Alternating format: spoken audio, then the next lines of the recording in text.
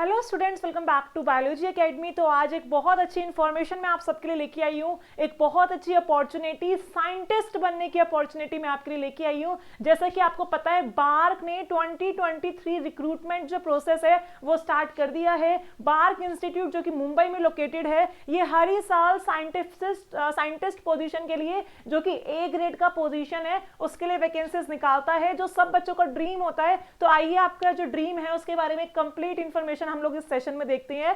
पूरा complete information है, आपको कैसे प्रिपरेशन करनी है, क्या क्या गाइडलाइंस है, कैसे आपको अप्लाई करना है, क्या प्रोसेस रहेगा, एग्जाम डेट्स क्या है, सिलेबस क्या है, उसके रिगार्डिंग कंप्लीट इंफॉर्मेशन मैं इस वीडियो में आपको बताने वाली हूं। तो जैसे ही आप गूगल पे बार्क रिक्रूटमेंट 2023 लिखेंगे, वैसे ही आपके सामने ये जो वेबसाइट है ये ओपन हो जाएगी। जब इस वेबसाइट में आप नीचे स्क्रॉल करेंगे तो यहाँ पे आपको लिखा हुआ है Bhabha atomic research centre BARC, that is training school, invite engineering and graduates and science post graduate to apply for recruitment as scientific officers group A post of government of India. यहाँ पे साफ साफ मेंशन है कि जो engineers हैं उनके लिए वैकेंसी है, मतलब जिन्होंने बीटेक वगैरह कर रखा है उनके लिए वैकेंसी है। जो साइंस पोस्ट ग्रेजुएट्स हैं, जिन्होंने एमएससी किया हुआ है, उनके लिए जो है ये वैकेंसी है। इनको साइंटिफिक ऑफिसर्स के लिए जो है अप्लाई करने के लिए इनविटेशन आया है। ग्रुप ए पोस्ट है ये गवर्नमेंट ऑफ इंडिया के हिसाब से। तो अगर आप इस प्रोग्राम पे click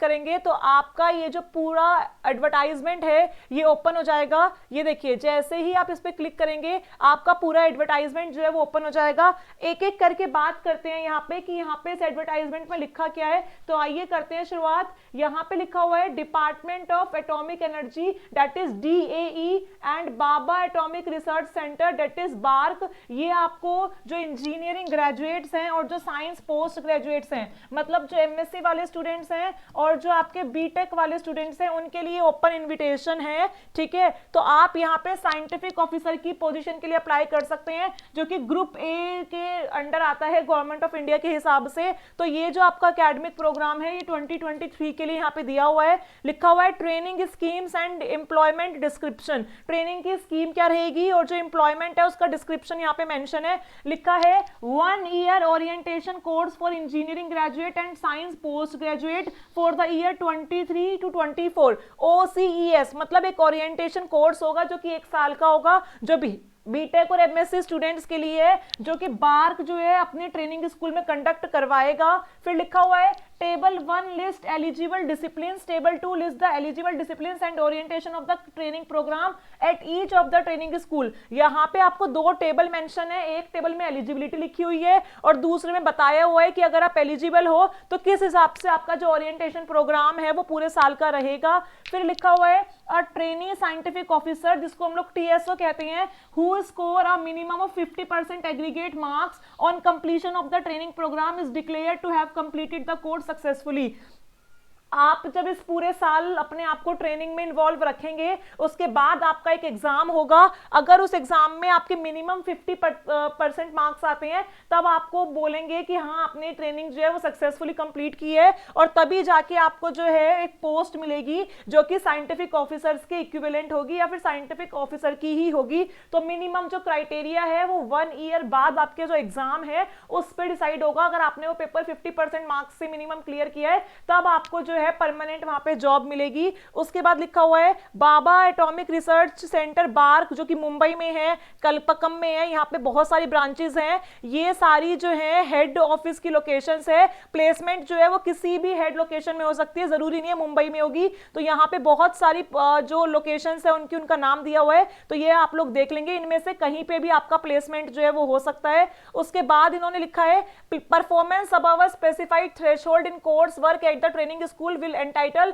TSO to a postgraduate diploma or could earn them credit towards MTech PhD program of Homi Bhabha National Institute or deemed to be university।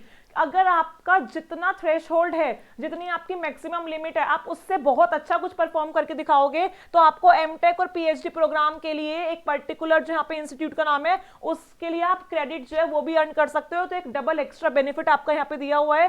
फिर लिखा हुआ है 2-year DAE graduate fellowship scheme for engineering graduate for the year 2023 to 2025। अगर आप 1 year programme join नहीं करना चाहते हो तो एक 2-year DAE ग्रेजुएट फेलोशिप जो है वो भी यहाँ पे अवेलेबल है, जो 2023 से 2025 के लिए होगी। इस स्कीम में क्या है लिखा हुआ है, जो इंजीनियरिंग ग्रेजुएट हैं who have excelled in the selection interview for the BARC training school program and who have independently secured admission for MTech in DGF's institute and specialization as listed in table 3 are paid stipend and tuition fee to pursue MTech degree while retaining this employment। अगर आपने जो आपका bark का interview होगा उसमें बहुत अच्छा अपना रिस्पांस दिया है और अगर आप एमटेक जो है इंडिपेंडेंटली उसमें अपना सिलेक्शन ले रहे हो किसी अच्छे इंस्टीट्यूट में, तो आपको इसकी तरफ से जो है पर मंथ या पर ईयर का कुछ स्टाइपेंड मिलेगा ताकि आप बार्क के साथ साथ अपना जो एमटेक का प्रोसीजर है, जो आपकी स्टडीज है वो भी कंटिन्यू करो। तो ये एक और आपका जो है यहाँ पे बेनिफिट दिया हुआ है। उसके बाद अगर हम बात करें यहाँ पे एग्रीमेंट की या फिर बॉन्ड की, तो आइए उसके बारे में हम लोग देखते हैं कि जो सिलेक्टेड कैंडिडेट्स हैं उनको एक एग्रीमेंट और एक पर्सनल बॉन्ड बनाना पड़ेगा कि वो एटलीस्ट डीएई को 3 साल सर्व करेंगे अपनी ट्रेनिंग के बाद। मतलब आप सक्सेसफुली अगर आपकी प्लेसमेंट होती है तो आपका जो बॉन्ड है वो 3 साल के लिए बनेगा कि आपको 3 साल तक बार्क को ही सर्व करना पड़ेगा, ठीक है। और यहाँ पे लिखा हुआ है indemnity bond is for 6,78,000 for OCSC TSO and rupees 14,40,000 for DGF fellowship pursuing MTech at IIT Bombay and 13,14,000 for DGFS fellowship pursuing MTech in IIT Madras। यहाँ पे जो अमाउंट है वो रिस्पेक्टिवली अलग अलग ब्रांच के लिए दिया हुआ है। अगर आप DGFS फेलोशिप में है और एमटेक IIT मद्रास से कर रहे हैं तो आपको 13,40,000 रुपए मिलेंगे। अगर वही आप बाकी जगह कर रहे हैं तो उनका जो अमाउंट है वो आपको यहाँ पे ऑलरेडी मेंशन है। तो ये आपकी जो है पूरी अपॉर्चुनिटी यहाँ पे लिखी हुई है। और ट्रेनिंग के दौरान ही, तो ट्रेनिंग के बाद का जो प्लेसमेंट है वो मेंशन है, ट्रेनिंग के बाद का ये आपका जो है बॉन्ड है वो मेंशन है, लेकिन ट्रेनिंग के दौरान आपको क्या मिलेगा वो भी बताया हुआ है कि क्या आपको अलाउंसेस मिलेंगे और क्या स्टाइपेंड मिलेगा। तो OCES, TSO और DGFS जो है वो आपको 55,000 पर मंथ का जो है स्टाइपेंड प्रोवाइड करेगा। ये देखो लिखा हुआ है ना 50,000 पर मंथ, 55,000 पर मंथ का आपको स्टाइपेंड प्रोवाइड होगा ट्रेनिंग पीरियड के दौरान। और यहाँ पे लिखा हुआ है additionally the OCES TSO are paid a one time book allowance of ₹18,000। और इसके अलावा आपको एक बार में 18,000 रुपए और मिलेंगे जो आपके स्टडीज के लिए होंगे, आपकी बुक्स वगैरह के लिए होंगे। तो ये यहाँ पे पूरा जो है मेंशन है। तो इसके अलावा अगर हम बात करें grade and pay scale on appointment, अगर हम इस सेक्शन की बात करें grade and pay scale upon appointment, तो लिखा हुआ है appointment in all the units shall be as a scientific officer in a group A post of the government of India in level 10 56,000 of 7 CPC pay matrix. ये आपको government of India के हिसाब से जो वैल्यू है वो यहाँ पे बताई हुई है कि ये आपको मिलेगा, ठीक है। उसके अलावा बाकी चीजें मिला के जिसमें आपका ट्रांसपोर्ट होगा, रेंट वगैरह होगा, तो अप्रोक्सीमेटली आपको 1,10,000 रुपए जो है पर महीना मिला करेगा। ये भी इंफॉर्मेशन यहाँ पे इन्होंने दी हुई है। सिलेक्शन प्रोसेस की अगर हम लोग बात करें, सिलेक्शन प्रोसेस की अगर हम बात करें तो लिखा हुआ है selection of OCES DGFS 2023 is a two step process. इसमें 2 स्टेप में आपका सिलेक्शन होगा। Screening to shortlist candidate by selection interview of the shortlisted candidate. तो इसमें क्या होगा बेटा, इसमें आपका 2 स्टेप पे सिलेक्शन होगा। पहले जब आप फॉर्म भरोगे उस बेसिस पे शॉर्टलिस्ट किए जाओगे स्क्रीनिंग के बेसिस पे, और जो स्क्रीनिंग में शॉर्टलिस्ट हो जाएंगे उनका जो है सिलेक्टिव बच्चों का इंटरव्यू होगा और इंटरव्यू के बेस पे आपको शॉर्टलिस्ट जो है वो किया जाएगा। लिखा हुआ है there is a separate selection process for each of the discipline listed in table 1 except for FRTM। FRTM को छोड़ के बाकी जितने भी डिसिप्लिन हैं उन सबके लिए एक और सेपरेट जो है प्रोसेस होगा सिलेक्शन का, जिसके बारे में यहाँ पे नीचे जो है मेंशन है।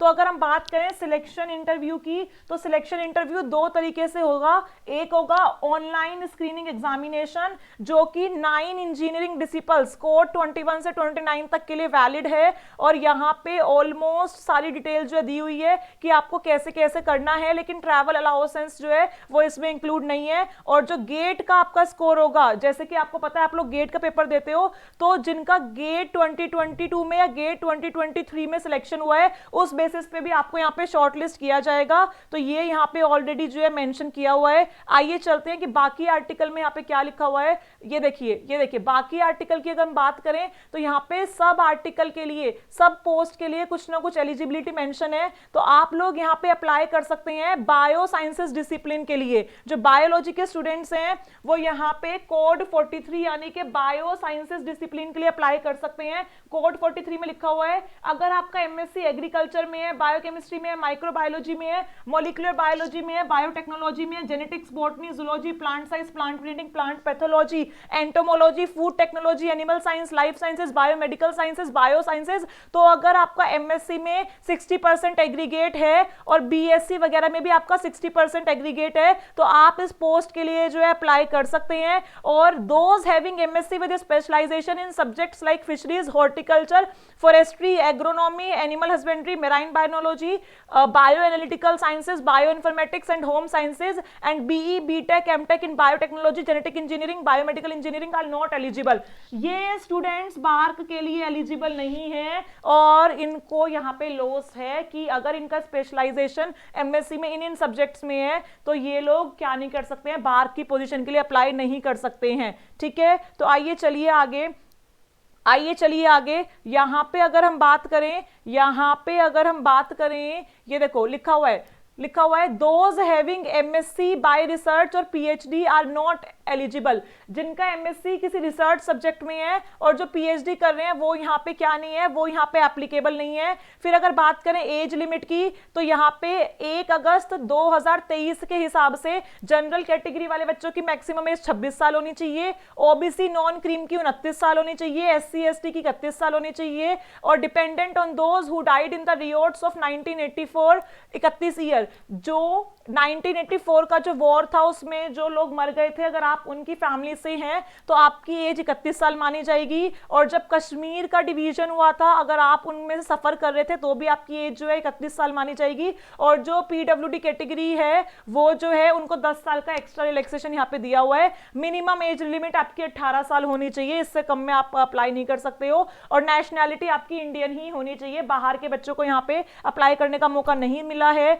और लिखा हुआ है applicants working in central state government unit PSU aided institute should produce a no objection certificate from their organisation at the time of selection interview failing which they not be interviewed. अगर आप already कहीं पे सर्व कर रहे हो, जैसे कि यहाँ पे बताया हुआ है कि आप किसी सेंट्रल या स्टेट गवर्नमेंट या पीएसयू या किसी एडेड इंस्टीट्यूट में काम कर रहे हो तो आपके पास एक एनओसी होना चाहिए, नो ऑब्जेक्शन सर्टिफिकेट होना चाहिए कि उस ऑर्गेनाइजेशन को आपके साथ कोई ऑब्जेक्शन नहीं है अगर आप बार के साथ इंटरव्यू देने जा रहे हो या वहां पे अप्लाई करने जा रहे हो।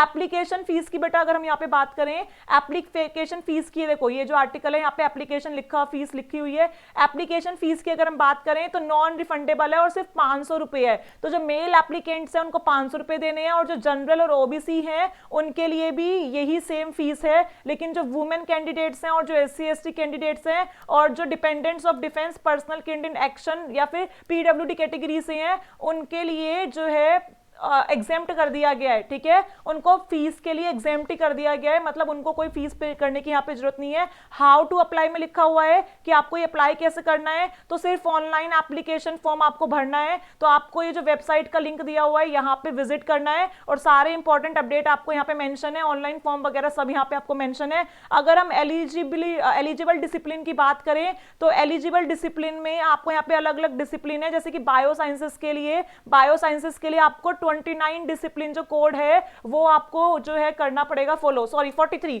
बायो साइंसेस के लिए आपको 43 जो डिसिप्लिन कोड है उसकी इंस्ट्रक्शन रीड करनी पड़ेगी। तो ये आपका सारी बातें हैं। और अगर हम यहाँ पे बात करें इंपॉर्टेंट डेट्स की तो ये जरा इंपॉर्टेंट डेट्स देख लेते हैं कि जो ऑनलाइन एप्लीकेशन है, ऑनलाइन एप्लीकेशन जो है वो कब से स्टार्ट हो रही है। आइए जरा बात करें बेटा यहाँ पे ऑनलाइन एप्लीकेशन की। तो ऑनलाइन एप्लीकेशन पोर्टल जो है वो 4 फरवरी से ओपन हो रहा है।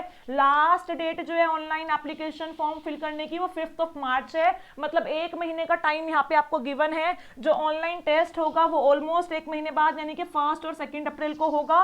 लास्ट डेट जो है अपना आपको गेट का रिजल्ट अपलोड करने की वो 24 मार्च दी हुई है, क्योंकि अभी तो गेट का पेपर हुआ ही नहीं है, ठीक है। फिर display of list of candidate short list for interview, फिर जो कैंडिडेट इस पेपर को क्लियर करके शॉर्ट लिस्टेड होंगे उनका रिजल्ट जो है 24 अप्रैल को, उनकी लिस्ट जो है वो 24 अप्रैल को आएगी, ठीक है। और इसी के हिसाब से जो आपका इंटरव्यू का स्लॉट रहेगा, जो कैंडिडेट सिलेक्ट हुए हैं वो 24 से 6 मई तक रहेगा, ठीक है। तो ये आपकी पूरी इंफॉर्मेशन थी।